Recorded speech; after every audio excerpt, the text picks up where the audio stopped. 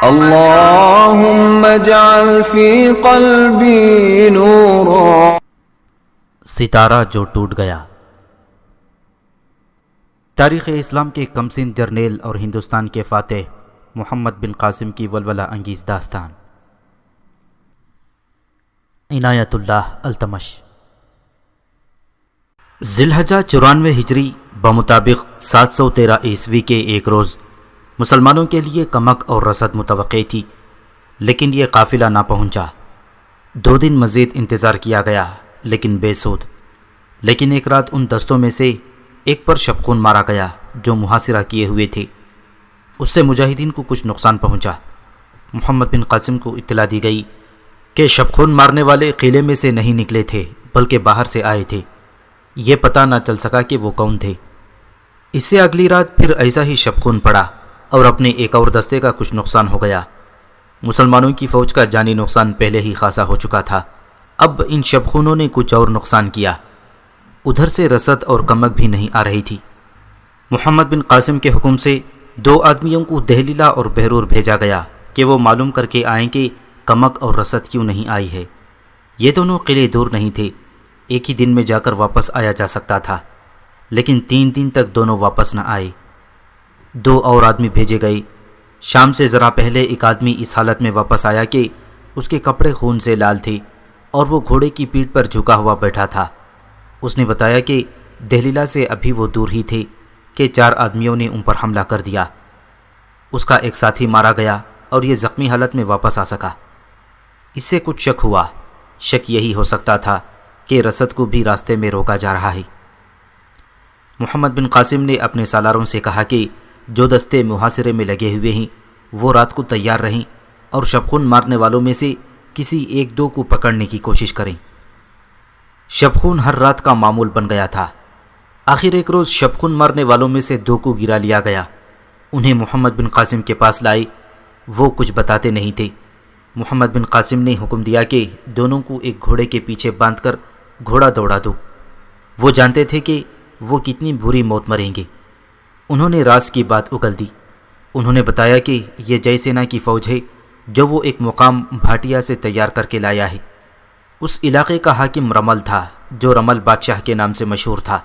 ان آدمیوں نے بتایا کہ جے سینا اس فوج کو برہمن آباد لا رہا تھا، لیکن اسے پتا چلا کہ برہمن آباد تو محاصرے میں ہے، تو اس نے برہمن آباد سے دور ہی پڑاؤ کر لیا اور وہاں سے وہ اپنے دستے شبخون مارنے کے لیے بھیج رہا تھا.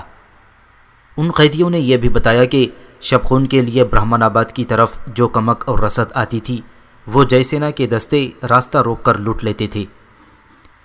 پہلے جو 2 آدمی بھیجے گئے تھے انہیں جے سینا کے آدمیوں نے پکڑ کر مار ڈالا تھا.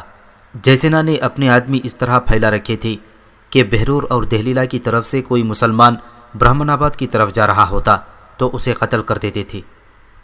محمد بن قاسم نے سالاروں کو بلا کر اس صورتحال سے آگاہ کیا اور انہیں کہا کہ ہر سالار اپنے اپنے دستوں میں سے چن کر کچھ آدمی دے تاکہ جے سینا کا تعاقب کیا جائے. سالاروں نے فوراً چن کر آدمی نکالے. محمد بن قاسم نے ان کا الگ دستہ بنا دیا. کسی بھی تاریخ میں اس دستے کی نفری نہیں لکھی گئی کہ کتنی تھی. یہ واضح ہے کہ اس دستے کے ساتھ اس نے موکو نباتا بن حنزلہ کلابی، عطیہ تغلبی، سارم بن سارم ہمدانی اور عبد الملک مدنی کو عہدیدار مقرر کیا. اس دستے کی کمان 2 آدمیوں کو دی گئی. ایک موکو تھا اور دوسرا خنیم بن عمرو مدنی. موکو ابھی تک ہندو ہی تھا لیکن وہ اپنی وفاداری ثابت کر چکا تھا اور اس میں وہ سری خوبی یہ تھی کہ مقامی آدمی ہونے کی وجہ سے وہ ان علاقوں سے واقف تھا. اس دوران ایک شبخون اور پڑا. اس میں سے بھی 3 آدمیوں کو پکڑ لیا گیا. انہوں نے بتایا کہ جے سینا نے کس جگہ اپنا اڈا بنا رکھا ہے. اسی روز یہ دستہ جو خاص طور پر اس مہم کے لیے تیار کیا گیا تھا موکو اور خریم بن عمرو مدنی کی قیادت میں اس علاقے کی طرف چل پڑا. تینوں قیدیوں کو بھی ساتھ لے لیا گیا تھا تاکہ ان کی اطلاع غلط ہو تو انہیں قتل کر دیا جائے. انہیں رہنما بنانے کی ضرورت نہیں تھی کیونکہ موکو ساتھ تھا اور وہ ان تمام علاقوں سے واقف تھا. یہ دستہ سورج غروب ہوتے ہی چل پڑا تھا. برہمن آباد سے کئی میل دور پہنچے تو اچانک وہ گھوڑے جو کہیں رکے کھڑے تھے سرپٹ دوڑ پڑی. موکو نے ان کے پیچھے 4 سواروں کو دوڑا دیا لیکن یہ سوار ان دونوں سواروں تک نہ پہنچ سکے. ان چاروں کو کہا گیا تھا کہ تعاقب میں بہت دور نہ جائیں۔ فوراً ہی یہ شک پیدا ہو گیا تھا کہ وہ سوار جے سینا کے ہی ہوں گے۔ چاروں مسلمان سوار واپس آ گئے۔ اس خصوصی دستے کی پیش قدمی کی رفتار تیز کر دی گئی۔ جے سینا کے اڈے کا علاقہ ابھی خاصا دور تھا، صبح تک پہنچ جانے کی توقع تھی۔ اس دستے کے گھوڑوں کی رفتار تیز تو تھی، لیکن گھوڑے سرپٹ نہیں دوڑ رہے تھے، نہ ہی اتنی دور تک انہیں دوڑایا جا سکتا تھا۔ رات بھر چلتے رہے اور صبح وہ ایک ایسے مقام پر پہنچ گئے جہاں ہر طرف ایسے نشان تھے جیسے یہاں کسی فوج کا پڑاؤ رہا ہو۔ خیمے لگا کر اکھاڑے گئے تھے، گھوڑے اپنے نشان چھوڑ گئے تھے۔ اس سمت کو معلوم کرنا مشکل نہ تھا جس سمت یہ گھوڑے گئے تھے۔ مسلمان دستہ کچھ دور تک گیا۔ راستے میں کچھ مقامی آدمی ملے، ان سے پوچھا تو انہوں نے بتایا کہ ایک فوج آدھی رات کے کچھ بعد یہاں سے گزری ہے۔ ان مقامی آدمیوں کو یہ بھی معلوم تھا کہ وہ راجہ داہر کے بیٹے جے سینا کی فوج تھی۔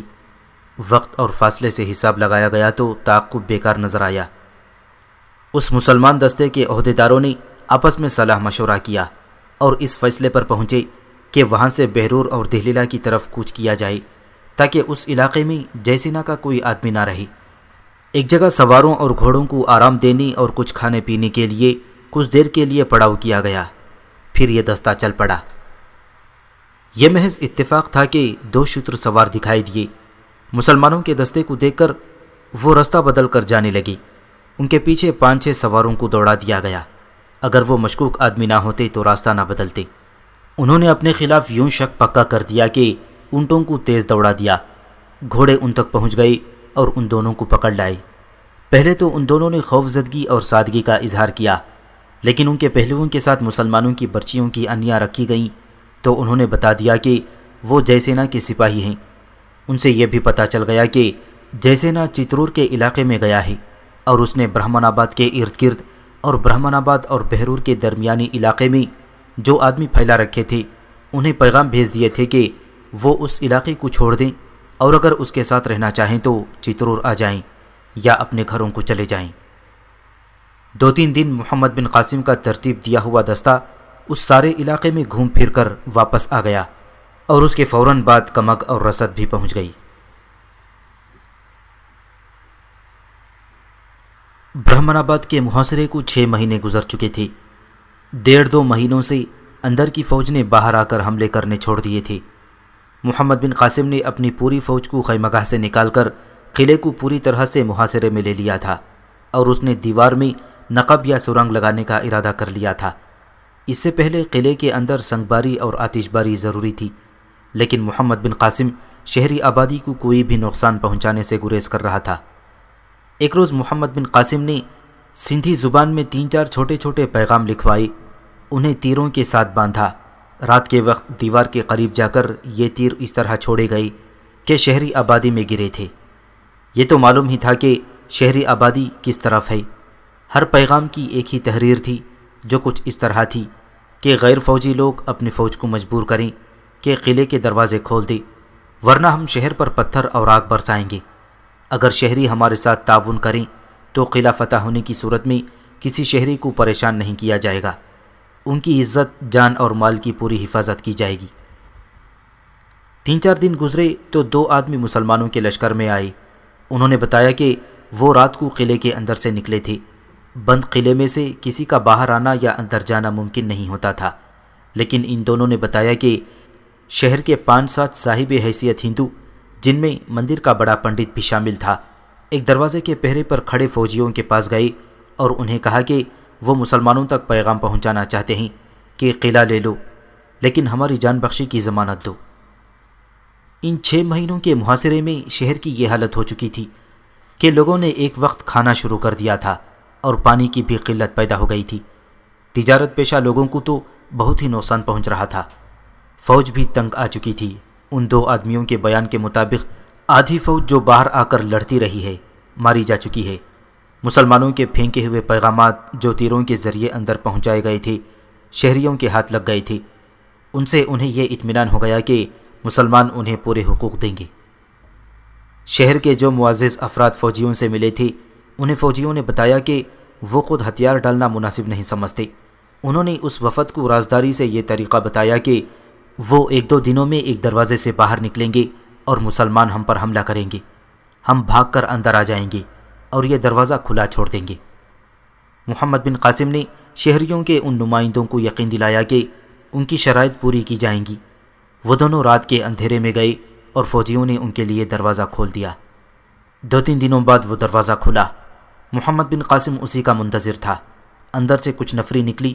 مسلمانوں کا ایک دستہ تیار تھا۔ محمد بن قاسم کے اشارے پر اس دستے نے ہندو فوجیوں پر حملہ کر دیا۔ وہ بھاگ کر اندر چلے گئے اور دروازہ کھلا رہنے دیا۔ محمد بن قاسم کا یہ دستہ قلعے میں داخل ہو گیا اور اس کے پیچھے مجاہدین کا تمام تر لشکر اس دروازے میں داخل ہو گیا۔ قلعے میں جو فوج تھی وہ دوسرے دروازے سے نکل بھاگی۔ برہمن آباد محمد بن قاسم کی فتوحات کا ایک اور سنگ میل تھا۔ مجاہدین نے قلعے پر اسلامی پرچم چڑھا کر برہمن آباد کو اسلام کا ایک اور روشنی کا مینار بنا دیا ہے۔ برہمن آباد کا قلعہ جو ایک قلعہ بند شہر تھا، تکبیر اور رسالت کے نعروں سے لرز رہا تھا۔ شہر میں بھگدڑ بپا ہو گئی تھی۔ شہر کے لوگ اس ڈر سے بھاگنے اور چھپنے کی کوشش کر رہے تھے کہ فاتح فوج ان کے گھروں پر ٹوٹ پڑے گی اور کچھ بھی نہیں چھوڑے گی۔ لوگ اپنی جوان لڑکیوں اور بچوں کو چھپاتے پھر رہے تھے۔ بعض نے اپنی لڑکیوں کو مردانہ لباس پہنا دیے تھے۔ بہت سے لوگ بڑے مندر میں جا چھپے تھے۔ اے لوگوں، مندر میں پناہ لینے والے ہجوم سے بڑے پنڈت نے کہا، ڈرو مت، مت بھاگو، ہم نے تمہارے لیے امن و امان کی ضمانت لے لی ہے۔ مسلمانوں کے لیے شہر کے دروازے ہم نے خود کھلوائے ہیں، تم پر کوئی ہاتھ نہیں اٹھائے گا۔ جاؤ گھروں کے دروازے کھلے رکھو، تمہاری دہلیزوں پر کسی مسلمان فوجی کا قدم نہیں پڑے گا۔ ادھر شہر میں محمد بن قاسم کا یہ حکم بلند آواز سے مجاہدین تک پہنچایا جا رہا تھا کہ سوائے ان افراد کے جو ابھی تک لڑنے پر آمادہ ہوں، کسی شہری فوجی مرد، عورت اور بچے پر ہاتھ نہ اٹھایا جائے، کسی کے گھر میں جھانکنے سے گریز کیا جائے۔ یہ اعلان عربی اور سندھی زبان میں دہرائے جا رہے تھے۔ سندھی زبان میں اس لیے کہ موگو اپنی فوج کے ساتھ محمد بن قاسم کے ساتھ تھا اور محمد بن قاسم کی فوج میں 9 مسلم سندھی بھی تھے جو ابھی عربی زبان نہیں سمجھتے تھے۔ محمد بن قاسم نے دوسرا حکم یہ دیا کہ کسی فوجی کو نہ بھاگنے دیا جائے۔ اس نے اپنے سالاروں سے کہا تھا کہ ایک جگہ سے بھاگی ہوئی فوج دوسری جگہ جا کر وہاں کی فوج کے ساتھ جا ملتی ہے۔ ابن قاسم، شعبان سقفی نے مسکرا کر کہا، میں نے کچھ اور دیکھا ہے اور میں جو دیکھتا ہوں وہ کوئی اور نہیں دیکھ سکتا۔ ایک جگہ سے بھاگی ہوئی فوج دوسری جگہ کی فوج کو اتنا ڈراتی ہے کہ اس کا لڑنے کا جذبہ کمزور پڑ جاتا ہے۔ بھاگنے والوں کو بھاگ جانے دیں، اور جنہیں بھاگنے سے روکنا ہے وہ میری نظر میں ہیں، بلکہ میرے جال میں ہیں۔ ایسی ہی بھگدڑ اور افراتفری اس محل میں بھی برپا ہو گئی تھی جس میں راجہ داہر آ کر ٹھہرا کرتا تھا۔ اس کے بیٹے یہاں ٹھہرتے تھے اور کبھی کبھی اس کی کوئی رانی کچھ دنوں کے لیے یہاں آیا کرتی تھی۔ محل میں اطلاع پہنچی کہ عرب کی فوج قلعے میں داخل ہو گئی ہے تو کسی نے یقین نہ کیا۔ یہ ہو نہیں سکتا، داہر کے ایک وزیر نے غصے سے کہا، 6 چاند ڈوب چکے ہیں، مسلمانوں کو شہر کی دیوار کے قریب آنے کی جرت نہیں ہوئی، وہ تھک ہار کر بیٹھ گئے ہیں۔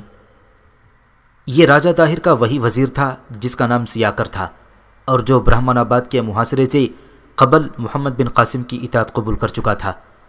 محمد بن قاسم نے پہلے تو اسے اپنے ساتھ رکھا، پھر سیاکر کی درخواست پر اسے برہمن آباد بھجوا دیا تھا اور وہ برہمن آباد کی فتح کے بعد علل اعلان اطاعت قبول کرنا چاہتا تھا۔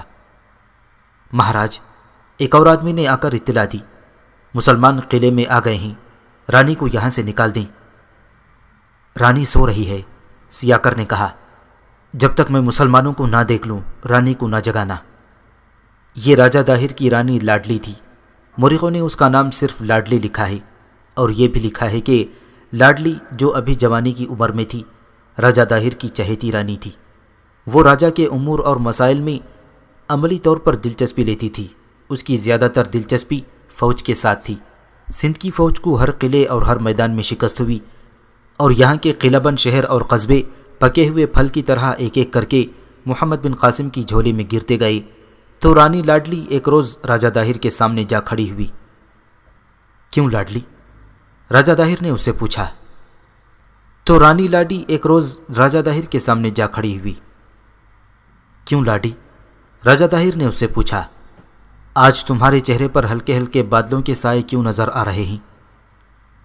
میرے چہرے پر نہیں مہاراج، لاڈی نے جواب دیا تھا۔ سارے سندھ پر بڑے گہرے بادلوں کے سائے پھیلتے جا رہے ہیں۔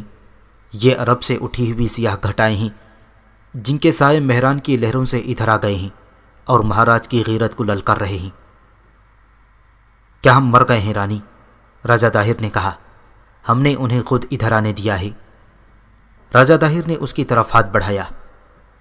مہاراج، رانی لاڈی نے پیچھے ہٹتے ہوئے کہا، آج سے نہ میں آپ کی رانی ہوں نہ آپ میرے راجہ ہیں۔ اگر آپ کے دل میں میرا پیار ہے تو یہ پیار سندھ کی دھرتی کو دے دیں۔ اگر آپ کو اس دھرتی کے بجائے میرے ساتھ پیار ہے تو محمد بن قاسم کا سر لے آئیں یا اپنا کٹوا دیں۔ میں اب محمد بن قاسم کا یا آپ کا کٹا ہوا سر دیکھنا چاہتی ہوں۔ مسلمانوں کے قدم راوڑ سے آگے نہ بڑھیں۔ ان عربوں نے مہران کے پانی کو ناپاک کر دیا ہے۔ آپ کا ہاتھ صرف اس روز میرے جسم کو چھو سکے گا جس روز محمد بن قاسم کا سر میرے سامنے زمین پر پڑا ہوا ہوگا اور اس کی فوج جھاڑو کے بکھرے ہوئے تنکوں کی طرح مہران میں سمندر کی طرف بہی جا رہی ہوگی۔ طاہر کوئی بزدل راجہ نہیں تھا کہ اسے بھڑکانے اور مشتعل ہونے کی ضرورت پڑتی۔ وہ اپنی رانی کے جذبے کو سمجھتا تھا۔ وہ اٹھ کھڑا ہوا۔ ایسے ہی ہوگا، اس نے کہا، ایسے ہی ہوگا۔ ہمارے جسم پر پہلا حق سندھ کا ہے، تمہارا نہیں۔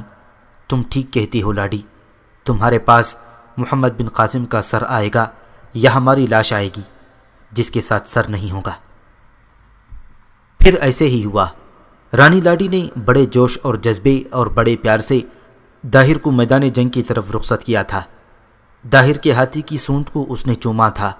وہ نہیں جانتی تھی کہ وہ اپنے مہاراج اور مہاراج کے دیو ہیکل ہاتھی کو، جو سفید ہاتھی کے نام سے مشہور تھا، آخری بار زندہ دیکھ رہی ہے۔ لاڈی کو محمد بن قاسم کا سر تو نہ ملا، اپنے مہاراج کی لاش ملی جس کے ساتھ مہاراج کا سر نہیں تھا۔ اس وقت رانی لاڈی برہمن آباد میں تھی۔ راوڑ کے میدان سے بھاگے ہوئے فوجی، جن کی تعداد بہت تھوڑی تھی، برہمن آباد پہنچ رہے تھے۔ لاڈی نے ان سب کو اپنے سامنے کھڑا کرایا، پھر حکم دیا کہ برہمن آباد کی تمام فوج اس کے سامنے لائی جائے۔ کیا تم زندہ رہنے کے قابل رہ گئے ہو؟ رانی لاڈی نے اپنی فوج سے کہا۔ وہ گھوڑے پر سوار تھی۔ کیا تم اپنی بیویوں کا سامنا کر سکو گی؟ تم سے زیادہ ناپاک اور کون ہوگا جن کی دھرتی پر دوسرے ملک سے آئی ہوئی تھوڑی سی فوج دندناتے پھر رہی ہو؟ تمہارے مہاراجہ نے میرے ساتھ وعدہ کیا تھا کہ وہ محمد بن قاسم کا سر لائیں گے یا اپنا سر کٹوا دیں گے۔ مجھے اطلاع مل چکی ہے کہ مہاراج کی لاش مل گئی ہے لیکن سر کے بغیر ہے۔ تمہیں شرم آنی چاہیے کہ تمہارے جسموں کے ساتھ تمہارے سر موجود ہیں۔ تم گھروں میں بیٹھ جاؤ، اب ہم لڑیں گی۔ میں عورتوں کو مسلمانوں کے خلاف لڑاؤں گی۔ اگر ہم ہار گئیں تو مسلمان ہمیں اپنے ساتھ لے جائیں گے۔ ہم خوش ہوں گی کہ ایک بہادر قوم کی لونڈیاں بن گئی ہیں۔ مورخ لکھتے ہیں کہ لاڈی کی تقریر اس قدر اشتعال انگیز تھی کہ اس کی فوج نے جوش و خروش سے جیکارے لگانے شروع کر دیے تھے۔ گھوڑے بھی جیسے بے چینی سے کھر مارنے لگے ہوں۔ لاڈی نے اس فوج میں سے کچھ عہدیدار، ٹھاکر اور سپاہی چنے۔ کسی بھی تاریخ میں ان منتخب افراد کی صحیح تعداد نہیں ملتی۔ ایک اشارہ ملتا ہے کہ یہ تعداد کم از کم 1500 اور زیادہ سے زیادہ 2000 تھی، اور یہ اس فوج کی کریم تھی، یا جیسے دودھ سے بالائی یعنی ملائی اتار لی گئی ہو۔ لاڈی نے اس دستے کو اپنی کمان میں لے لیا اور اس کی ٹریننگ شروع کر دی۔ ٹریننگ کے دو پہلو تھے، ایک جسمانی اور دوسرا جذباتی۔ جسمانی طور پر تو یہ سپاہی وغیرہ تربیت یافتہ ہی تھے اور انہیں لڑائی کا تجربہ بھی تھا، لیکن جذباتی لحاظ سے انہیں وہ اس قدر مشتعل کرتی تھی کہ وہ راوڑ جا کر مسلمانوں پر حملہ کر دینے کو بے تاب ہونے لگتے تھے۔ ان کی تنخواہ دوسری فوج کی نسبت سہ گنا تھی اور انہیں ایسی مراعات دی گئی تھیں جو دوسری فوج کو کبھی نہیں دی گئی تھیں۔ پھر اس دستے کے لیے نقد انعام مقرر کیا گیا جو انہیں مسلمانوں کو شکست دینے کے بعد ملنا تھا۔ نقد انعام کے علاوہ ایک انعام یہ بھی مقرر کیا گیا تھا کہ فتح پر ہر فرد کو ایک ایک جوان لڑکی دی جائے گی۔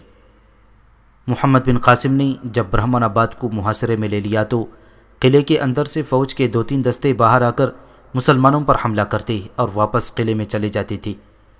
یہ حملے زیادہ تر لاڈی کا یہ دستہ کرتا تھا۔ محاصرے کے آخری 2 مہینوں میں رانی لاڈی نے اس دستے کو اپنے پاس رکھ لیا تھا۔ اسے امید تھی کہ مسلمان محاصرہ اٹھا کر چلے جائیں گے اور اس وقت ان پر یہ دستہ حملہ کرے گی۔ رانی لاڈی نے اس دستے کو باولا اور خونخوار بنا دیا تھا۔ یہ دستہ محل کے قریب ہی کہیں رک گیا تھا۔ محمد بن قاسم کی فوج اس طرح شہر میں داخل ہو گئی کہ اس دستے کو خبر ہی نہ ہوئی، لیکن محمد بن قاسم کے جاسوسی کے سربراہ شعبان سقفی کو قلعے میں داخل ہوتے ہی پتہ چل گیا تھا کہ یہاں جانبازوں کا ایک دستہ بھی ہے۔ برہمن آباد میں شعبان سقفی کے جاسوس بھی موجود تھے جو سندھ کے باشندے تھے۔ جب مسلمان قلعے میں داخل ہوئے تو ان جاسوسوں نے شعبان سقفی کو قلعے کے اندر تمام رپورٹیں دی تھیں۔ ان میں چند ایک بڑے قیمتی راز تھے اور اس دستے کے متعلق بھی جاسوسوں نے تفصیلی رپورٹ دی تھی۔ شعبان نے محمد بن قاسم کو بتا کر ایک دستہ ساتھ لیا اور اس دستے کو گھیرے میں لے لیا تھا۔ اتنی محنت سے تیار کیا ہوا جانبازوں کا دستہ لڑنے کے لیے تیار بھی نہیں ہوا تھا کہ پکڑا گیا۔ اس دستے کے پکڑے جانے سے محل والوں کو یقین ہوا کہ محمد بن قاسم اپنی فوج کے ساتھ شہر میں داخل ہو گیا ہے۔ اس وقت وزیر سیاکر نے رانی لاڈی کو جگایا۔ دن کا وقت تھا اور وہ گہری نیند سوئی ہوئی تھی۔ رانی، عرب کی فوج شہر میں آ گئی ہے، سیاکر نے اسے کہا۔ تم مسلمانوں سے اتنے خوفزدہ ہو کہ وہ محاصرے سے تھکے ہارے باہر بیٹھے ہیں اور تمہیں شہر کے اندر نظر آ رہے ہیں۔ رانی لاڈی نے طنزیہ لہجے میں کہا، کیا میں تم جیسے دانش مندوں سے یہ توقع رکھوں؟ رانی، اٹھو اور یہاں سے نکلو، سیاکر نے روبدار لہجے میں کہا۔ تمہارا حکم مجھ پر چل سکتا ہے، مسلمانوں پر نہیں۔ میرے شیر کہاں ہیں؟ رانی لاڈی بڑی تیزی سے اٹھی اور بولی، انہیں کہو وہ وقت آ گیا ہے جس کے لیے میں نے تمہارے شیر اب مسلمانوں کے قیدی ہیں۔ سیاکر نے کہا، کیا تم فرار ہونا چاہتی ہو یا اپنے آپ کو مسلمانوں کے حوالے کرو گی؟ مجھے یہاں سے نکالو، رانی لاڈی نے کہا۔ میں مردانہ لباس پہن لیتی ہوں، اس نے اپنے کنیزوں کو بلا کر کہا۔ مہاراج داہر کے کپڑے اور تلوار نکالو اور مجھے پہناؤ۔ تھوڑے سے وقت میں وہ راجہ داہر کے لباس میں ملبوس ہو گئی اور باہر کو چل پڑی، لیکن محل کے احاطے سے نکلی بھی نہیں تھی کہ 15-16 مسلمان سوار محل کے احاطے میں داخل ہوئے۔ ان کے آگے آگے شعبان سقفی تھا۔ اس نے لاڈی کو روک لیا۔ میں تمہاری اطاعت قبول کر چکا ہوں، رانی لاڈی نے اپنی آواز میں مردوں جیسا بھاری پن پیدا کرتے ہوئے کہا۔ میں لڑنے والوں میں سے نہیں۔ اے خاتون، شعبان سقفی نے مسکراتے ہوئے کہا، اگر بھیڑ شیر بن سکتی ہے تو تم یقیناً آدمی ہو، لیکن مجھے یہ بھی یقین ہے کہ سندھ اور ہند نے ابھی تک ایسا خوبصورت آدمی پیدا نہیں کیا جس کا چہرہ عورتوں جیسا ہے۔ اپنے ہاتھ سے پگڑی اتار دو اور بتاؤ تم کون ہو، اس نے اپنے سواروں سے کہا۔ محل میں جا کر ہر اس مرد اور عورت، آقا اور غلام کو پکڑ لو جو وہاں موجود ہیں۔ سواروں کے جانے کے بعد شعبان سقفی نے گھوڑا لاڈی کے گھوڑے کے قریب کیا اور ہاتھ لمبا کر کے لاڈی کے سر سے پگڑی اتار دی۔ اس کے لمبے بال اس کے کندھوں پر اور پیٹھ پر بکھر گئے۔ کیا تمہیں کسی نے بتایا نہیں کہ ہم عورتوں پر ہاتھ نہیں اٹھایا کرتے؟ شعبان سقفی نے کہا۔ تم کوئی معمولی عورت نہیں ہو، راجہ داہر کے ساتھ تمہارا کیا رشتہ ہے؟ میں مہاراج داہر کی بیوی ہوں، رانی لاڈی نے کہا۔ وہ دستہ کہاں ہے جسے تم نے ہمارے مقابلے کے لیے تیار کیا تھا؟ شعبان سقفی نے پوچھا۔ میں نے سنا ہے کہ اسے تمہارے مقابلے میں آنے کی مہلت ہی نہ ملی، رانی لاڈی نے کہا۔ اگر اسے مہلت مل جاتی تو مجھے مردانہ بہروپ نہ دھارنا پڑتا۔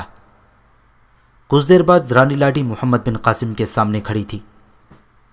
اسے محل میں لے جاؤ، محمد بن قاسم نے کہا۔ اسے اپنے کپڑے پہننے دو اور اسے عزت اور احترام سے وہیں رکھو۔ اسے اس کے محل میں پہنچا دیا گیا اور راجہ طاہر کے وزیر سیاکر کو محمد بن قاسم کے سامنے لے جایا گیا اور اسے بتایا گیا کہ سیاکر راجہ طاہر کا منظور نظر ہے اور دانش مند وزیر ہے۔ محمد بن قاسم نے اسے پہچان لیا کیونکہ وہ اس سے پہلے بھی مل چکا تھا۔ میں صرف یہ پوچھنا چاہتا ہوں کہ تمہارے شہر کے لوگوں کے ساتھ آپ کی فوج کیا سلوک کر رہی ہے؟ سیاکر نے محمد بن قاسم سے پوچھا۔ وہی سلوک جو تمہارے ساتھ ہو رہا ہے، محمد بن قاسم نے کہا۔ کسی کو جنگی قیدی یا غلام نہیں بنایا جائے گا، تمہاری یہ حیثیت برقرار رہے گی۔ تمہاری رانی کو میں نے اس کے محل میں بھیج دیا ہے۔ تیسرے یا چوتھے دن محمد بن قاسم کو اطلاع ملی کہ کم و بیش 1000 آدمی جن کے سر بھی منڈے ہوئے تھے، ابرو اور مونچھیں بھی اس طرح سے صاف کی ہوئی تھیں، ملنے کے لیے آئے۔ محمد بن قاسم باہر نکلا ان 1000 آدمیوں کو دیکھا۔ وہ ہجوم کی صورت میں نہیں بلکہ ایک ترتیب میں کھڑے تھے اور سب کا حلیہ اور لباس ایک جیسا تھا۔ یہ لوگ کون ہیں؟ محمد بن قاسم نے سندھی ترجمان سے کہا۔ ان سے پوچھو یہ یہاں کی فوج کا کوئی خاص دستہ معلوم ہوتے ہیں۔ ترجمان نے ان سے پوچھا۔ ہمارا تعلق کسی فوج کے ساتھ نہیں۔ ان میں سے ایک نے آگے بڑھ کر کہا، ہم برہمن ہیں، ہمارے بہت سے ساتھیوں نے خودکشی کر لی ہے، ہم آپ کو ان کی لاشیں دکھا سکتے ہیں۔ تم لوگوں نے خودکشی کیوں نہیں کی؟ محمد بن قاسم نے پوچھا۔ کیا تمہارا مذہب خودکشی کی اجازت دیتا ہے؟ نہیں، ان برہمنوں کے نمائندے نے کہا، جنہوں نے خودکشی کی ہے انہوں نے راجا کے ساتھ اپنی وفاداری کا اظہار کیا ہے، لیکن ہم اس کے وفادار ہیں جس نے ہمیں پیدا کیا اور ہمیں اونچی ذات دی، اور ہم ان لوگوں کے وفادار ہیں جو ہمیں اونچی ذات کا سمجھ کر بڑا اونچا درجہ دیتے ہیں۔ کیا تم لوگ مجھ سے اپنا اونچا درجہ تسلیم کروانے آئے ہو؟ محمد بن قاسم نے پوچھا۔ ہم یہ پوچھنے آئے ہیں کہ ہمارے متعلق یعنی برہمن ذات کے متعلق آپ کا فیصلہ کیا ہوگا؟ ان کے نمائندے نے پوچھا۔ اگر تم لڑنے والوں میں سے نہیں اور لڑنے کا ارادہ بھی نہیں رکھتے تو ہم تمہیں امن و امان سے رکھیں گے، محمد بن قاسم نے کہا، لیکن ہم تمہیں دوسرے انسانوں سے برتر تسلیم نہیں کریں گے۔ ہمارا مذہب امیر کو غریب پر، کبیر کو صغیر پر بالادستی کی اجازت نہیں دیتا۔ میں اس فوج کا سپہ سالار ہوں اور تمہارے ملک کا امیر مقرر کیا گیا ہوں، لیکن میں اپنے اللہ کا ویسا ہی سپاہی ہوں جیسے میری فوج کا ایک ادنا سپاہی ہے۔ مجھے امامت کے فرائض بھی سونپے گئے ہیں۔ یہ فرائض ایسے ہی ہیں جیسے تمہارے سب سے بڑے پنڈت یا پروہت کے ہوتے ہیں، لیکن اللہ کی نگاہ میں میرا درجہ اور میرا ثواب اتنا ہی ہے جتنا میرے پیچھے نمازیں پڑھنے والوں کا۔ مجھے کسی بھی مقتدی پر ذرا سی بھی برتری حاصل نہیں۔ ہم تمہیں یہاں کے لوگوں کے برابر رکھیں گے اور انہی جیسے حقوق دیں گے، اور اگر تم کسی اور طریقے سے لوگوں پر اپنی برتری جتاؤ گے تو یہ ایک ایسا جرم ہوگا جسے ہمارے دین کا ضابطہ معاف نہیں کرے گا۔ ہم آپ کے اس حکم کی تعمیل کریں گے، برہمنوں کے نمائندے نے کہا۔ اے سالار اسلام، ہمیں یہ بتا کہ ہمیں اپنے مندر میں عبادت کی آزادی ہوگی یا نہیں، یا آپ تلوار کی نوک پر ہمیں اپنا مذہب قبول کرنے پر آمادہ کریں گے؟ میں یہ حکم جاری کر چکا ہوں کہ کسی بھی مذہب کی عبادت گاہ کو نقصان نہ پہنچایا جائے، نہ کسی طریقے سے بے حرمتی کی جائے، محمد بن قاسم نے کہا۔ ہم کسی غیر مسلم کو قبول اسلام پر مجبور نہیں کریں گے۔ میں تمہیں یہ ضرور کہوں گا کہ ہمارے مذہب کی تعلیمات کو غور سے دیکھنا، اور یہ بھی دیکھنا کہ ہم لوگ ان تعلیمات کے مطابق عمل کرتے ہیں یا نہیں۔ ہمارا راجہ مارا گیا ہے، برہمنوں کے نمائندے نے کہا۔ ہم اس کے وفادار تھے، اس کے ماتم میں ہم نے اپنے سر منڈوا دیے ہیں۔ یہ ہمارے ہاں کا رواج ہے کہ باپ مر جاتا ہے تو سب سے بڑا بیٹا اس طرح سے سر منڈوا دیتا ہے۔ اب آپ ہمارے راجہ ہیں، ہم آپ کے ساتھ ویسے ہی وفادار رہیں گے جیسے اپنے راجہ کے ساتھ تھے۔ مورخوں نے محمد بن قاسم اور ان پنڈتوں کی اس گفتگو کے بعد لکھا ہے کہ محمد بن قاسم راجہ طاہر کے خاندان کے افراد کے متعلق صحیح معلومات لینا چاہتا تھا۔ اس نے ان برہمنوں سے کہا کہ وہ اس کے وفادار ہیں تو یہ بتائیں کہ راجہ طاہر کے خاندان کے وہ افراد کہاں کہاں ہیں جو مسلمانوں کے خلاف لڑنے کے لیے تیار تھے۔ یہاں صرف رانی لاڈی تھی، بڑے برہمن نے کہا۔ اسے آپ اپنے پاس لے آئے ہیں۔ اس نے فوج میں سے بہت سے آدمیوں کو نکال کر اپنے ساتھ رکھ لیا تھا۔ یہ بڑے وحشی اور خونخوار سپاہی بن گئے تھے۔ آپ نے انہیں بھی پکڑ لیا ہے۔ رانی لاڈی آپ کے لیے بہت خطرناک ثابت ہو سکتی تھی۔ اسے آپ زہر سے بھری ہوئی ایک ناگن سمجھیں۔ آپ نے اس کا زہر مار ڈالا ہے۔ ہم اپنی وفاداری ثابت کرنے کے لیے ایک اور بات آپ کو بتا دیتے ہیں، ایک اور برہمن نے کہا۔ رانی لاڈی جوان عورت ہے، آپ نے اس کا حسن دیکھ لیا ہے۔ اس کی آواز میں موسیقی کا ترنم ہے، اس کے جسم میں طلسماتی سی کشش ہے، اور آپ نوجوان ہیں، کہیں ایسا نہ ہو کہ یہ طلسم آپ کی جوانی کو اندھا کر دے۔ محمد بن قاسم نے کچھ بھی نہ کہا۔ اس کے چہرے پر جو تاثر پہلے تھا وہی رہا۔ دوسری عورت جو آپ کے لیے خطرناک ثابت ہو سکتی تھی وہ مائی رانی ہے، برہمنوں کے نمائندے نے کہا۔ آپ کو شاید معلوم ہوگا کہ مہاراجہ داہر کے ساتھ اس عورت کے 2 رشتے تھے۔ وہ مہاراجہ کی سگی بہن تھی اور اس کی بیوی بھی تھی۔ ہم پہلے ہی ڈرتے تھے کہ ہم پر بھگوان کا قہر ٹوٹے گا، یہ کلیگ کی نشانی ہے کہ بھائی نے اپنی بہن کو بیوی بنا لیا۔ مائی رانی کہاں ہے؟ محمد بن قاسم نے پوچھا۔ ہم کوئی پکی بات نہیں بتا سکیں گے، برہمن نے کہا۔ سنا ہے اس نے اپنے آپ کو ستی کر لیا ہے۔ کہاں؟ یہیں اسی شہر میں، برہمن نے جواب دیا۔ آپ کو وہ جگہ تلاش کرنی پڑے گی۔ ہم نے سنا ہے کہ مائی رانی نے ایک غیر آباد مقام پر لکڑیاں اکٹھی کر کے آگ لگائی اور خاموشی سے ان لکڑیوں پر بیٹھ گئی۔ محمد بن قاسم نے ان برہمنوں کو رخصت کر دیا۔ ان کے جانے کے بعد محمد بن قاسم نے شابان ثقفی کو بلایا اور اس نے مائی رانی کے متعلق برہمنوں کی بات سنا کر کہا کہ دیکھا جائے کہ برہمنوں کی یہ بات کہاں تک صحیح ہے۔ برہمن وہاں سے چل پڑے تھے۔ وہ خوش تھے کہ ایک تو ان کی جان بخشی ہوئی اور دوسرے یہ کہ انہیں مذہبی آزادی مل گئی۔ شابان نے انہیں روک لیا اور ان سے پوچھا کہ انہوں نے کس سے سنا ہے کہ مائی رانی نے خودکشی کی ہے۔ برہمنوں نے اسے بتایا اور اس غیر آباد مکان کی نشاندہی بھی کی جس میں مائی رانی نے اپنے آپ کو نظر آتش کیا تھا۔ شابان اپنے 2-3 آدمیوں کے ساتھ اس طرف چلا گیا۔ ویران مکان کے علاقے میں جو آباد مکان تھے ان کے مکینوں سے پوچھا تو اسے 3 آدمیوں سے پتہ چلا کہ انہوں نے ایک رات مندر کے 3 پنڈتوں کو فلاں طرف جاتے دیکھا تھا۔ ان میں سے ایک نے بتایا کہ بہت دیر بعد ان 3 پنڈتوں میں سے صرف 2 کو واپس جاتے دیکھا تھا۔ شابان ثقفی نے اس آدمی کو ساتھ لیا اور یہ آدمی اسے ایک مکان تک لے گیا جو آبادی سے الگ تھلگ تھا۔ اس کے ارد گرد گھنے درخت تھے اور ایک طرف بلند ٹیلا تھا۔ اس کے 2 دروازے تھے، دونوں بند تھے۔ دونوں کے کیواڑوں کو دھکیلا تو وہ اندر سے بند تھے۔ دستک دی تو اندر سے کوئی جواب نہ ملا۔ تم اندر والوں کو پکارو، شابان ثقفی نے اس آدمی سے کہا جو اسے مکان دکھانے آیا تھا۔ انہیں کہو کہ تم پر کوئی ہاتھ نہیں اٹھائے گا اور کسی قسم کی سختی نہیں کی جائے گی۔ یہاں کوئی نہیں رہتا، اس آدمی نے کہا۔ اگر کوئی اندر ہے تو وہ اس مکان کا مکین نہیں ہو سکتا ہے کوئی یہاں آ کر چھپ گیا ہو۔ آپ دروازہ توڑ دیں۔ شابان ثقفی نے اپنے آدمیوں کو اشارہ کیا تو انہوں نے ایک دروازے کے کیواڑ توڑ دیے۔ پھر شابان ثقفی اور اس کے آدمی تلواریں نکال کر بڑی تیزی سے اندر گئے۔ مکان بڑا ہی ہیبت ناک تھا۔ اس کا صحن نہیں تھا، کمرے ہی کمرے تھے یا تنگ سی راہداریاں تھیں۔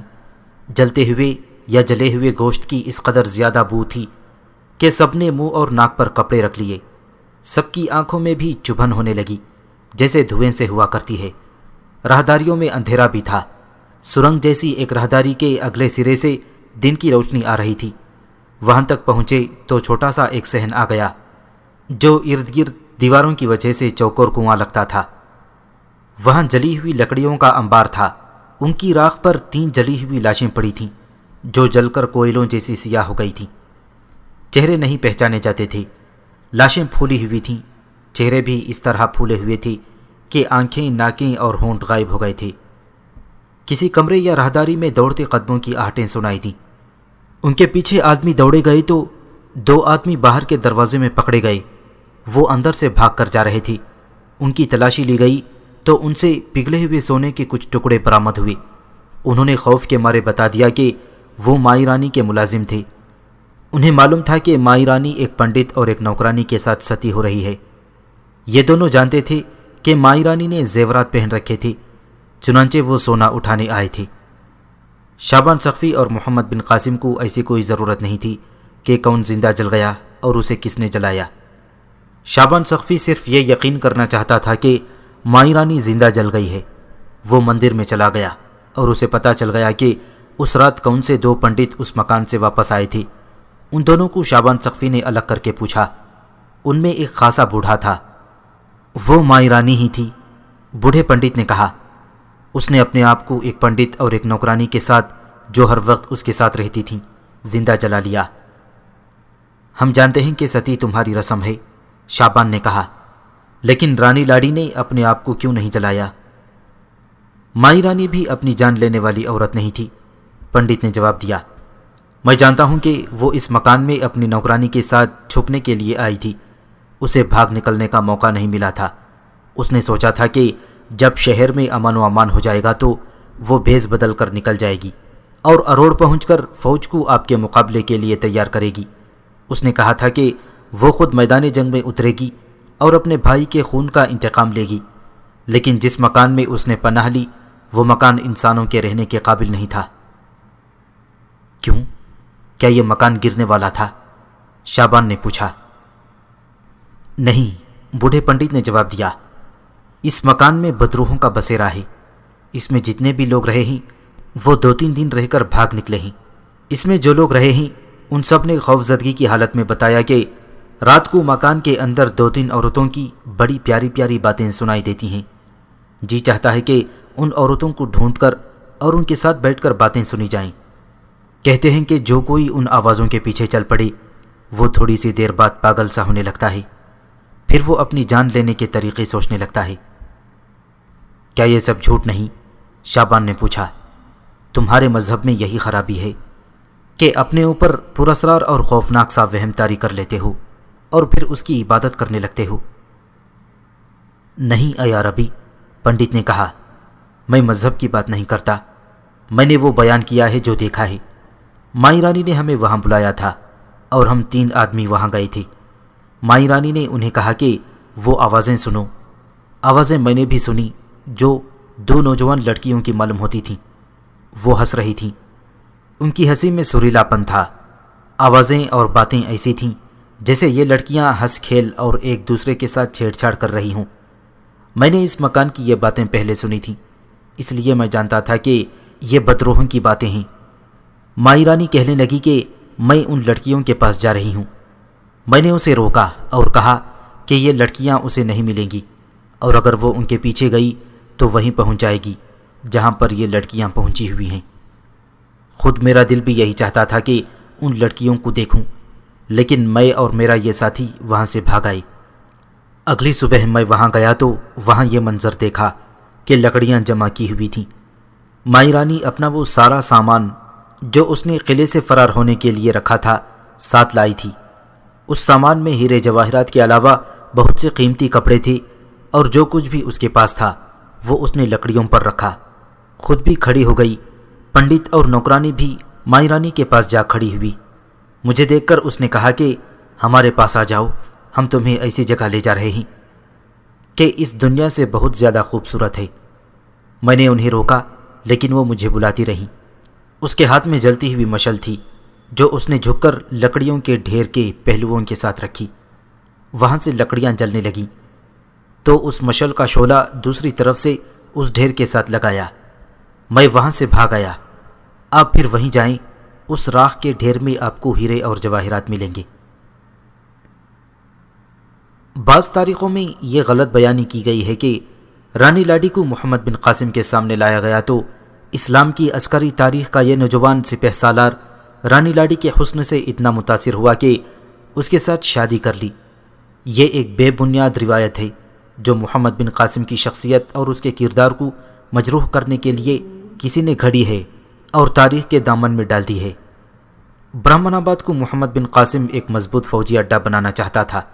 اس نے جتنے بھی شہر اور قصبے فتح کیے تھے ان کا انتظام نہایت اچھا تھا اور محصولات ایسے لگائے تھے جو کسی بھی شہری کے لیے بوجھ نہیں تھے، لیکن برہمن آباد کے انتظامات کو محمد بن قاسم نے بہت ہی زیادہ احتیاط اور توجہ سے ترتیب دیا تھا۔ ایک تو اسلام کی تعلیمات ہی ایسی تھیں کہ مفتوح لوگوں پر کسی قسم کا بوجھ نہیں ڈالا جا سکتا تھا، اور دوسرے یہ کہ برہمن آباد کے لوگوں کو زیادہ مطمئن رکھنا تھا کیونکہ برہمن آباد کو عسکری مستقر بنانا تھا۔ محمد بن قاسم نے جو احکامات جاری کیے وہ مختصراً اس طرح تھے۔ جن ہندوؤں نے اپنی خوشی سے اسلام قبول کر لیا تھا انہیں وہی حقوق دیے گئے جو عرب کے مسلمانوں کو حاصل تھے، یعنی عربی مسلمان اور ہندوستانی نو مسلموں کو مساوی حقوق دیے گئے تھے۔ اعلان کیا گیا کہ جو ہندو اور جو بدھ اسلام قبول نہیں کریں گے ان پر زبردستی اسلام مسلط نہیں کیا جائے گا، لیکن انہیں جزیہ دینا پڑے گا۔ جزیے کی شرح یہ مقرر کی گئی: دولت مند 48 درہم سالانہ یعنی 13 روپیے، متوسط طبقے کے لوگ 24 درہم فی کس یعنی 6.5 روپیے سالانہ، اور متوسط درجے سے نیچے کے ہر فرد پر 12 درہم یعنی 3.25 روپیے سالانہ جزیہ عائد کیا گیا تھا۔ پنڈتوں کو خصوصی مراعات دی گئیں۔ جن کے پاس سرکار کی دی ہوئی اراضی یا دیگر جائیداد تھی اس کی ملکیت انہی لوگوں کے پاس برقرار رکھی گئی۔ شہر کے جن لوگوں کے مکانات کو نقصان پہنچا تھا یا ان کی اپنی فوج نے جن تاجروں اور کسانوں سے پیسہ اور غلہ جبراً لے لیا تھا، انہیں نقد معاوضہ دیا گیا، جس کی مجموعی رقم 1,20,000 درہم تھی۔ شہری انتظامیہ کے تمام بڑے عہدوں پر برہمن فائز تھے، انہیں انہی عہدوں پر رہنے دیا گیا۔ قلعے کے دروازوں پر فوج کے جو افسر مقرر تھے، انہیں اپنے عہدوں پر رہنے دیا گیا۔ اس وقت سندھ میں یہ رواج تھا کہ قلعے کے دروازے کے ذمہ دار افسروں کے دونوں ہاتھوں اور دونوں پاؤں میں سونے کا ایک ایک کڑا پڑا ہوا ہوتا تھا، جسے بہت بڑا اعزاز سمجھا جاتا تھا۔ قلعے کے بعض افسر بھاگ گئے تھے، ان کی جگہ محمد بن قاسم نے ہندو افسر مقرر کیے اور انہیں ان کے رواج کے مطابق ہاتھوں اور پاؤں میں سونے کے کڑے پہنائے۔ عہدیدار مقرر کر کے محمد بن قاسم نے انتظامیہ کے تمام افسروں اور دیگر عمال کو بلوایا۔ ہم نے فاتح ہوتے ہوئے بھی تمہاری حیثیتیں برقرار رکھی ہیں، محمد بن قاسم نے کہا۔ کیا ہم تمہیں غلاموں کا درجہ نہیں دے سکتے تھے؟ تم نے ہمارے ہاتھوں ایسی شکست کھائی ہے کہ تم اٹھنے کے قابل نہیں رہے، لیکن ہم نے تمہیں غلام نہیں بننے دیا۔ میں تم سے یہ بات اس لیے کہہ رہا ہوں کہ شہر کے لوگوں کو رعایا اور غلام نہ سمجھنا، ان سے وہ محصولات وصول کرو جو میں نے عائد کیے ہیں۔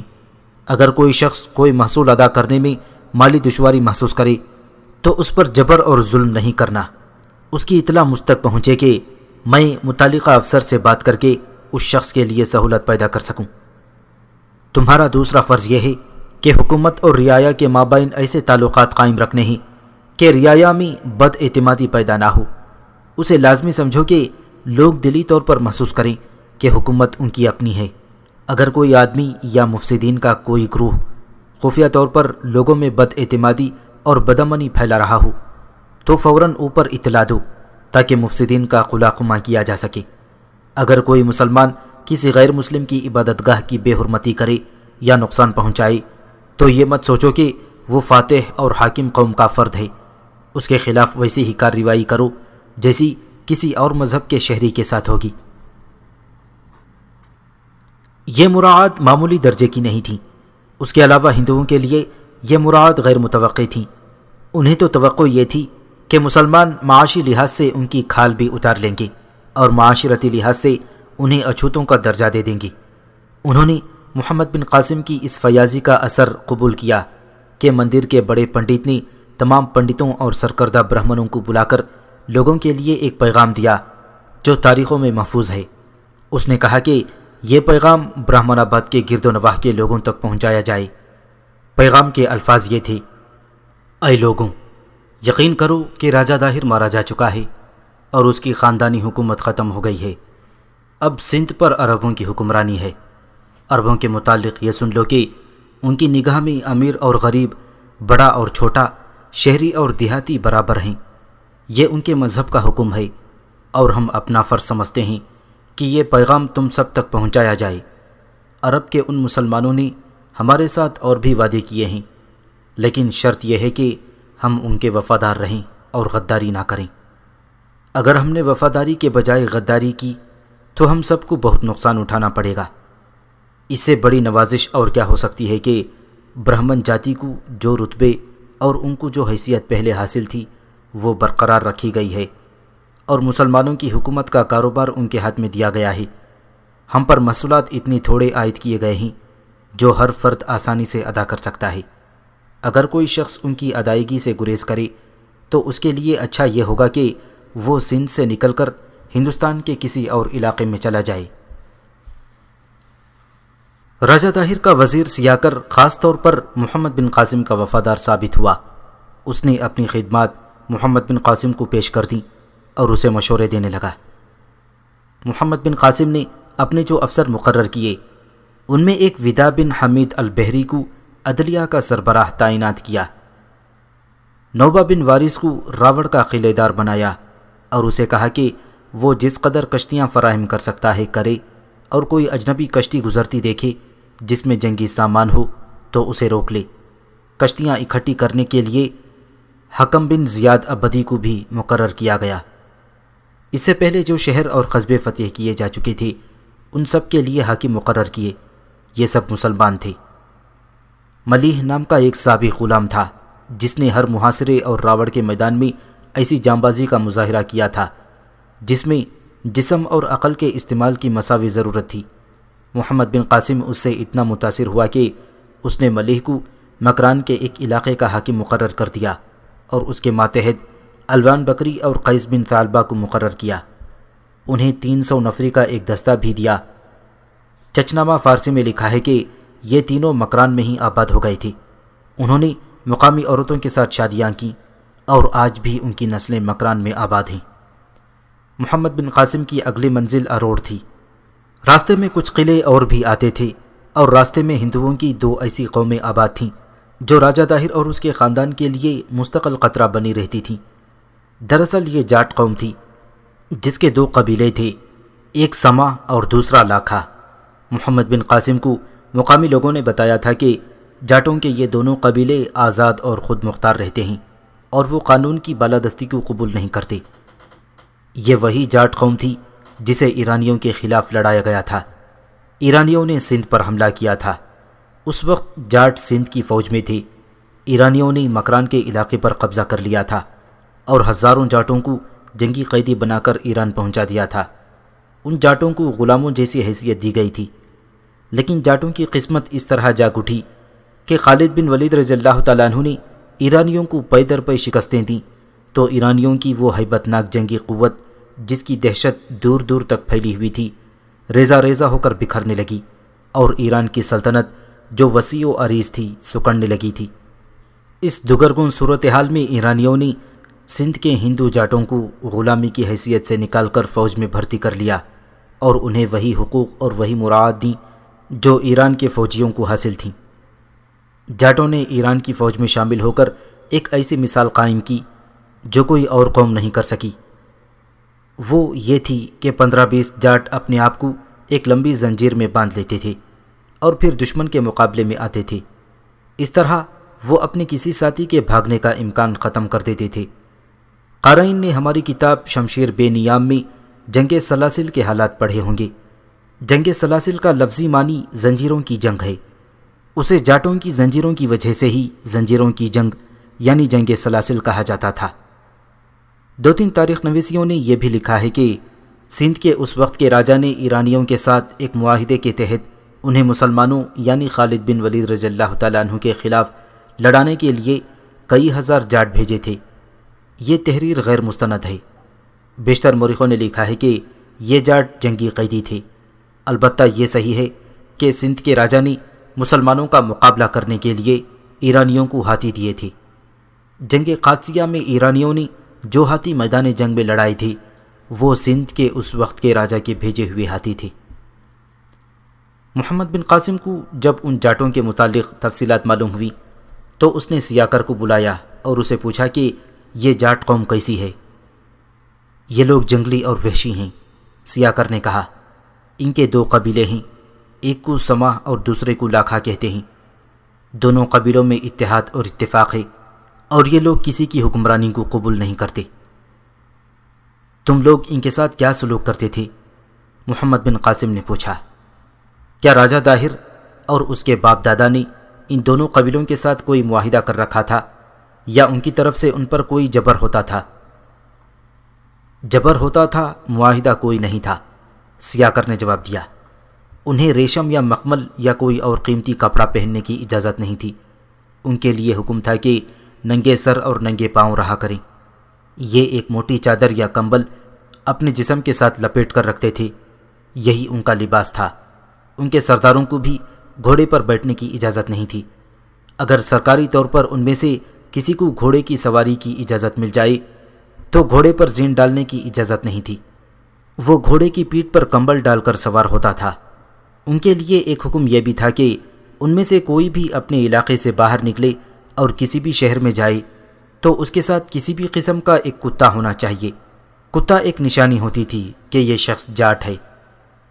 کبھی تم نے اپنے راجہ کو یہ مشورہ نہیں دیا تھا کہ ان لوگوں کے ساتھ پیار اور محبت والا حربہ استعمال کریں؟ محمد بن قاسم نے کہا، یہ لوگ اگر ایرانیوں کے لیے جان کی بازی لگا کر لڑے تھے تو یہ تمہارے راجہ کے لیے بھی ایسی ہی وفاداری سے لڑ سکتے تھے، لیکن یہ لوگ انسانیت کی حدود سے بہت دور نکل گئے ہیں۔ سیاکر نے کہا، ان لوگوں کا پیشہ لوٹ مار بن چکا ہے۔ دیبل کے باشندوں کو انہوں نے بہت لوٹا ہے۔ ان کے علاقے کے قریب سے کوئی قافلہ خیریت سے نہیں گزر سکتا تھا۔ راجہ چچ کے وقتوں سے ان لوگوں کے لیے یہ سزا مقرر ہے کہ ان میں سے کوئی بھی رہزنی یا ڈاکے میں یا کسی اور سنگین جرم میں پکڑا جاتا تو نہ صرف اسے بلکہ اس کے گھر کے تمام افراد کو زندہ جلا دیا جاتا تھا۔ انہیں لگام ڈال کر رکھنا بہت ہی مشکل کام ہے۔ محمد بن قاسم نے یہ ساری رویداد سنی تو خاموش رہا۔ ادھر محمد بن قاسم برہمن آباد سے اروڑ کی طرف کوچ کی تیاریاں کر رہا تھا۔ ادھر اروڑ میں اس کے مقابلے کی تیاریاں ہو رہی تھیں۔ اروڑ میں عجیب چیز یہ تھی کہ وہاں کی فوج اور وہاں کے لوگوں کو یہ یقین تھا کہ راجہ داہر زندہ ہے۔ راجہ داہر کا بیٹا گوپی یہ الفاظ سننا ہی نہیں چاہتا تھا کہ راجہ داہر مارا جا چکا ہے۔ مندروں میں پوجا پاٹ کے دوران راجہ داہر کا نام یوں لیا جاتا تھا جیسے وہ زندہ ہو۔ راوڑ کے میدان جنگ میں سے راجہ داہر کے بہت تھوڑے فوجی زندہ نکل سکے تھے، اور جو زندہ نکل گئے تھے انہوں نے راجہ داہر کو مرتے ہوئے نہیں دیکھا تھا۔ عجیب بات یہ ہے کہ رانی لاڈی نے برہمن آباد کی فوج سے کہا تھا کہ راجہ داہر کا سر کاٹ دیا گیا ہے اور اس کا انتقام لینا ہے، لیکن اروڑ کو اس نے یہ اطلاع بھیجی تھی کہ راجہ داہر زندہ ہے۔ اروڑ میں یہ مشہور کیا گیا تھا کہ راجہ داہر ہندوستان کے راجوں مہاراجوں سے فوج لانے کے لیے چلا گیا ہے۔ مورخوں کی تحریروں سے یہ ظاہر ہوتا ہے کہ یہ دھوکہ نہیں تھا۔ شاہی خاندان کے افراد بھی مانتے تھے کہ راجہ داہر زندہ ہے اور وہ بہت بڑی فوج لے کر آ رہا ہے۔ اروڑ والوں کو یہ بھی معلوم نہیں تھا کہ رانی لاڈی محمد بن قاسم کی قیدی بن چکی ہے اور مائی رانی نے خودکشی کر لی ہے۔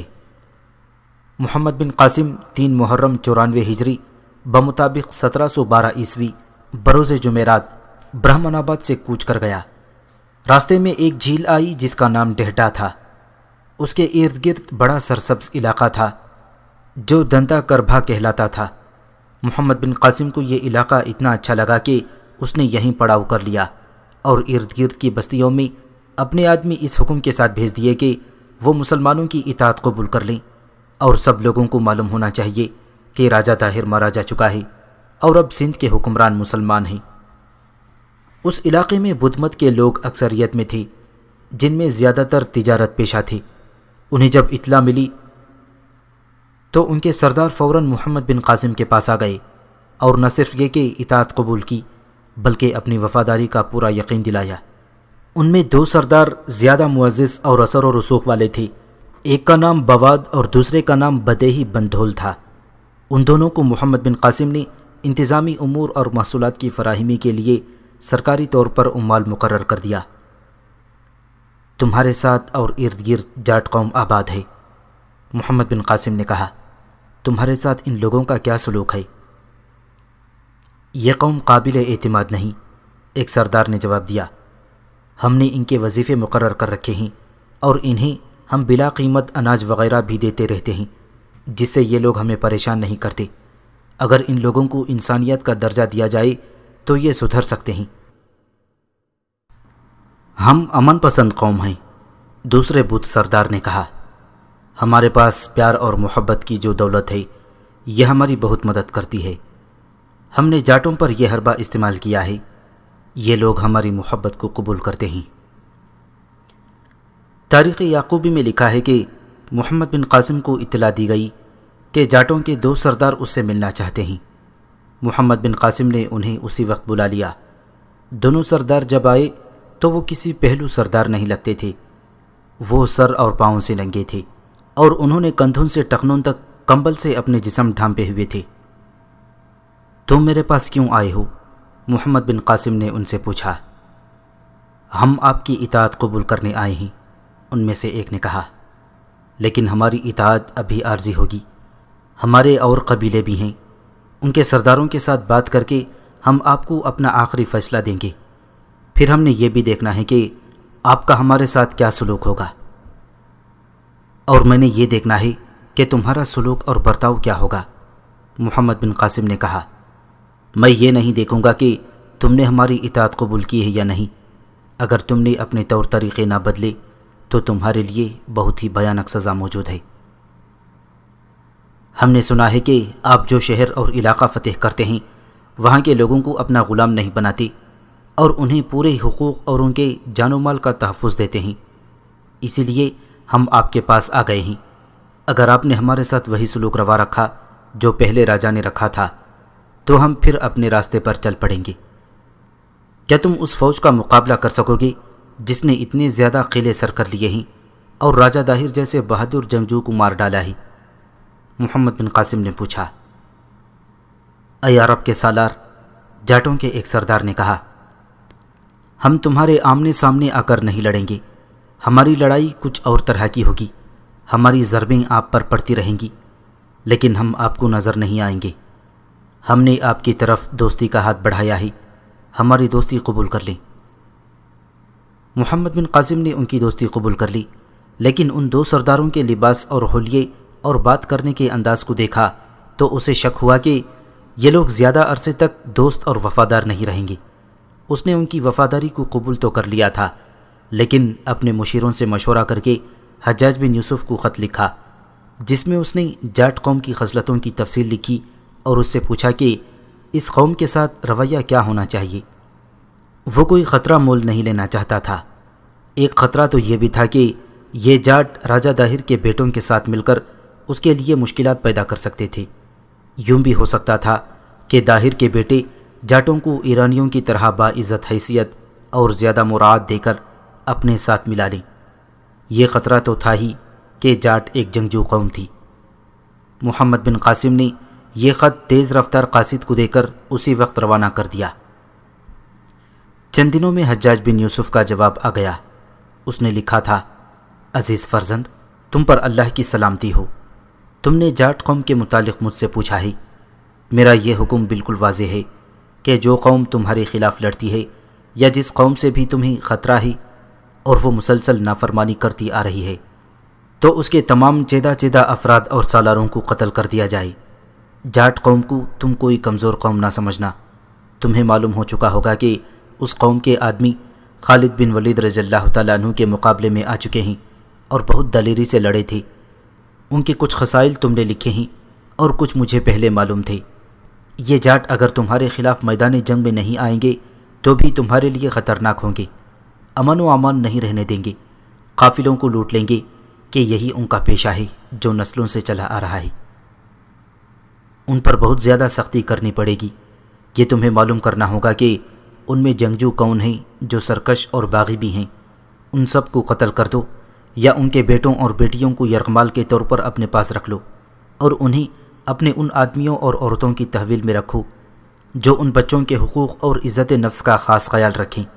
پھر یہ دیکھو کہ اس قوم میں جو فرما بردار اور امن و امان میں رہنے والے ہیں اور ان میں جو تاجر، کاریگر اور کاشتکار ہیں اور جو پرامن زندگی بسر کر رہے ہیں ان پر معمولی سا جزیہ عائد کر دو، اور جو کوئی خود ہی اسلام قبول کر لے اس سے جزیے کے بجائے صرف اشر لو۔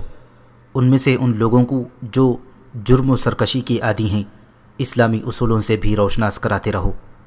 تم وہاں ہو اور تم قریب سے دیکھ رہے ہو، حالات کے مطابق اپنے فیصلے خود کر سکتے ہو، لیکن احتیاط بہت ضروری ہے۔ محمد بن قاسم نے اس مقام پر جاٹوں پر ایسی سختی نہ کی کیونکہ اصل سرکش اور جرائم پیشہ جاٹوں کا علاقہ آگے آ رہا تھا۔